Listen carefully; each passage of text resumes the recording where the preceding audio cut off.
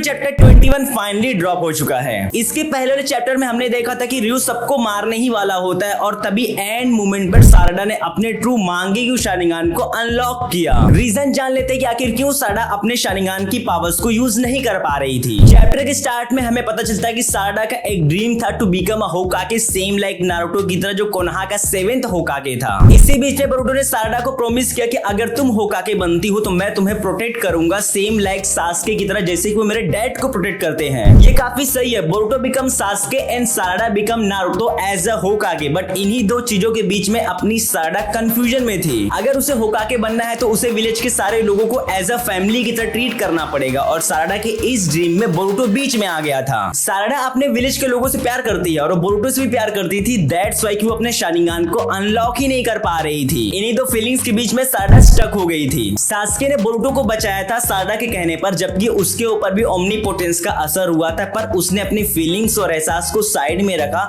और साराडा की बातों पर उसने ट्रस्ट किया। सास्के नो वेरी वेल कि साराडा का शारिंगान उसे कभी भी धोखा दे ही नहीं सकता है। और जहां तक मुझे लगता है कि सास्के ने शारिंगान और साराडा के बारे में बोरुतो को सब कुछ बताया होगा, उसकी वीकनेस और उसकी एबिलिटीज के बारे में। अब हम अपने सीन पर आते हैं जहां पर साराडा ने अपने मांगेक्यू शारिंगान को अनलॉक कर लिया था। रियो के सारे अटैक साराडा पर बेकार हो रहे थे क्योंकि साराडा ने वहां पर कई पोर्टल्स को ओपन किया था जो कि अदर डायमेंशंस के थे, जो कि कहीं न कहीं कामुई की तरह ही था। रियो ने वहां पर कई ह्यूमनॉइड टेल बीस्ट को समन किया, बट साराडा ने अपने पोर्टल्स की हेल्प से उन सभी को गायब कर दिया था। साराडा का ये मांगेक्यू शारिंगान इतना ब्रोकन था कि लिटरली साराडा हवा में उड़ रही थी। पहली ऐसी शारिंगान यूजर जो कि हवा में फ्लाई कर पा रही थी। एक सेजो 6 पास या फिर रिनेगन यूजर ही हवा में उड़ने की एबिलिटी से पजेस होता है, बट यहाँ पर तो साराडा ने कमाल कर दिया था। अब साराडा ने रियो को कैप्चर कर लिया था अपने पोर्टल्स की हेल्प से और रियो अपने बॉडी में से कुछ ह्यूमनॉइड टेल बीस्ट को सम्मन करता है और वो वहां से भागने की कोशिश भी करता है। रियो को पता चल गया था कि अब उसके पास भागने के अलावा कोई ऑप्शन ही नहीं बचा है। रियो जैसे ही उन ह्यूमनॉइड टेल के क्लो मार्क के अंदर जाने की कोशिश करता है, उसके तुरंत बाद हम देखते हैं कि साराडा ने उसके चीतड़े उड़ा दिए थे। रियो की सिर्फ कुछ उंगलियां अंदर जा पाती हैं। अब जैसे ही साराडा ने रियो को खत्म किया, उसके तुरंत बाद हम देखते हैं कि शिंकी का जो थ्रोन बल्ब था वहां पर आ जाता है। मांगेक्यू शारिंगान कितने ब्रोकन एबिलिटी को यूज करने की वजह से साराडा की आंखों से ब्लड आने लगता है और वो वहीं पर तुरंत ही बेहोश हो जाती है। साराडा का चक्रा पूरी तरह से खत्म हो चुका था। अब जैसे कि हम सबको पता है, जब कोई उच्च क्लैन का मेंबर अपने शारिंगान को जितना ज्यादा यूज करता है, उसकी आंखें उतनी जल्दी खराब होने लगती है।